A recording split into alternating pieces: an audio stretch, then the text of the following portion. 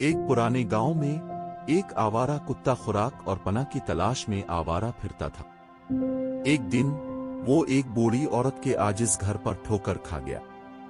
इसके मामूली वसाइल के बावजूद उसने खिले बाजुओं के साथ कुत्ते का इस्तकबाल किया, इसकी गर्मजोशी और सिकरत का इश्तराक किया। इसकी मेहरबानी के लिए शुक्रगुजार कुत्ता इसके साथ रहा, सोहबत और तहफ़्फ़ुज़ पेश करता रहा।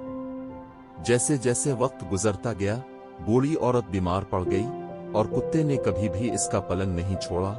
इसके आखिरी दिनों में इसे सुकून मिला। इसके गुजरने के बाद गांव वालों को कुत्ते और बूढ़ी औरत के दरमियान बंधन ने छुआ था। उन्होंने इसकी याद में एक छोटा सा मजार बनाया, इसकी बेलोस और उसके प्यारे दोस्त की वफादारी का एहतराम किया। कहानी का अखलाक, मेहरबानी कोई सरहद नहीं जानती और सच्ची दोस्ती इख्तिलाफात से बालातर होती है।